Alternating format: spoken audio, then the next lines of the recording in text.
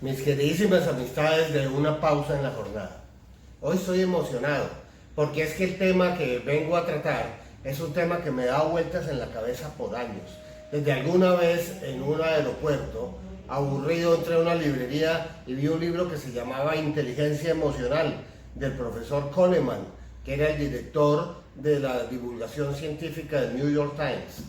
Pues bien, me lo leí y esa cosa me encantó y se las quiero compartir porque me dio algo de certeza para comprender por qué no siempre la muchacha o el tipo más inteligentes de la facultad terminan siendo los más exitosos y capaces de transformar el entorno. ¿Y por qué la muchacha más linda y popular de la prepa, como dicen en México, aquí diríamos del bachillerato, o de la secundaria, o del high school en otras partes, pues muchas veces no es la más feliz? Y mi abuela repetía, ella era de dicho, siempre estaba diciendo cosas. Nosotros nos reíamos, pero hoy que soy abuelo me doy cuenta que tenía razón. La suerte de la fea, la bonita la desea. Algo tiene que haber de cierto en todo eso. Y eso se llama inteligencia emocional. ¿Y qué les puedo decir? Pues muchas cosas. Y vamos a empezar. Miren. Este tema de la inteligencia emocional, que es la pausa en la jornada del día de hoy, se fundamenta en ciencias básicas. Miren, la antropología, que es una ciencia que últimamente me ha gustado y que me ha gustado mucho más después de leer el libro Sapiens, de animales a dioses, del profesor Harari. Él explica cómo el Homo sapiens, que somos nosotros, aunque nos hemos convertido en el Homo demens, cuando salimos de África, es que no hace mucho, cuando empezamos a diferenciarnos de otros homínidos, que en la época en que nos salimos y atravesamos por todo lo de la península arábica y esas zonas para regarnos por el mundo antiguo, había 6 líneas de homínidos además de nosotros. Así como hay caballos y burros y cebras y otras cosas, en los hombres habían 6. Y no necesariamente eran demasiado distintos de nosotros, y tampoco eran brutos, y tenían sociedades. Y cuando miramos muchas de las pinturas rupestres de las cavernas, esas no son sapiens, no son del Cromañón, son del Neandertal. Pero entonces, ¿qué fue lo que hizo? Que incluso uno de los más físicamente vulnerables de todos, que es el sapiens, porque es mucho más enclencle, puede que incluso más altico, pero delgadito, comparado con un neandertal que lo agarraría y lo partiría en dos. ¿Por qué se posicionó? ¿Por qué dominó? ¿Y por qué terminó extinguiendo?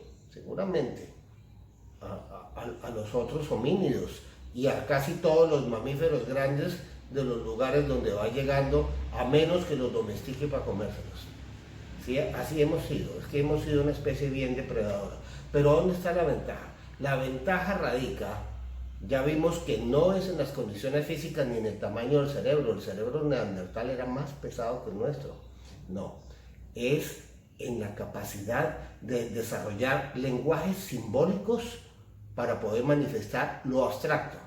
Y con base en eso, crear relatos de ficción capaces de transmitirse a otros que los van a creer, y con base en esa creencia conformar grandes grupos sociales, o sea, ser capaz de comunicarse y de aglomerarse ordenadamente.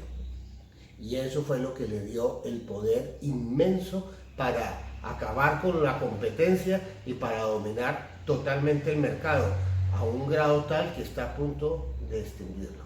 Eso es lo que hemos sido.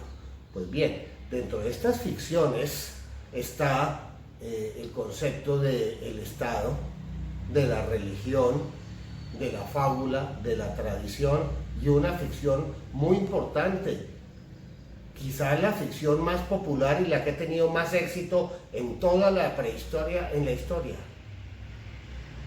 El dinero. El dinero tampoco existe, eso no se da en los árboles ni sale de la tierra. El dinero es una ficción que llegó a ser un acuerdo entre los grupos sociales para convertirlo en un instrumento de intercambio. O sea, se le dio un valor ficticio, pero a fin de cuentas un valor de intercambio. Ese es el tipo de ficciones que hizo que el Sapiens dominara. Pero como proviene de unas especies mamíferas superiores de la familia de los primates, su cerebro en gran parte es un cerebro mamífero y por consiguiente algo de instintivo debe tener. Y dentro de lo instintivo, que es lo que curiosamente, siendo nosotros criaturas racionales por definición, cuando vamos a tomar decisiones trascendentales en nuestras vidas, como por ejemplo, a ver, déjenme ver, casarnos. Casi nunca usamos la inteligencia racional, las probabilidades matemáticas y todo lo que hemos aprendido para la decisión más fundamental y trascendental de la vida, sino que lo hacemos emocionalmente y muchas veces en un estado de completa enajenación mental que se llama enamoramiento. Entonces, ¿qué es lo que hay detrás de eso? Pero no solamente para casarse, muchas veces para votar. Nos dejamos manipular por el populista o el embaucador y votamos por el peor porque era simpático o porque dijo algo que yo quería oír. Y los expertos en mercadeo y los vendedores sí que se saben bien esto, o no, me van a dar la razón o no. ¿Quién es quien decide la compra del automóvil en la casa? Cuando, por ejemplo, lo va a pagar el señor, porque ahora también lo pagan las señoras. ¿Quién lo decide? Lo decide la mujer. Y casi siempre lo decide por el color, por la facilidad para entrar y salir, no se le dañe el peinado, que tenga un buen espejo para retocarse, un buen equipo de sonido, y ya en los aspectos técnicos relacionados con la puntuación acerca de la seguridad en caso de choques y los sistemas de frenos para evitar el derrapamiento y eso entra en segunda consideración. Algo hay en nuestra mente que hace que el 85% de las decisiones que tomamos cotidianamente no sean racionales. Eso es lo que explicaría por qué los cerebros más desarrollados hacia la ciencia, que es un tipo de inteligencia no más, no suelen ser los más aptos para los intercambios y relaciones sociales. Y explicaría el cuento de que la suerte de la fea, la bonita la desea. Pues con este preámbulo vamos a dar paso al tema de hoy, que es el tema de la inteligencia emocional, que me apasiona, que me ha servido, además que me ha hecho mucho más comprensivo, porque yo que vengo de un ambiente aparentemente culto y universitario, pues le daba demasiada importancia a ese tipo de conocimientos, despreciando todos los demás, incluyendo la consecuencia que es la intuición. Pero me he dado cuenta, y a mí no me da pena reconocer la equivocación. Yo acepto y celebro que la realidad me desmienta y contradiga, y yo la acepto. He de aceptar que en las últimas décadas ha sido la gerencia femenina la que ha arrasado en el ámbito empresarial, especialmente en el sector de los servicios, que es la gran revolución de fines del siglo XX y del siglo XXI. Y eso tiene que ver con el tipo de conocimiento femenino que nos aventaja en cuanto a lo que es la intuición y la capacidad de leer los lenguajes simbólicos y no verbales. No voy a decir, porque sé que puedo ser tildado de sexista.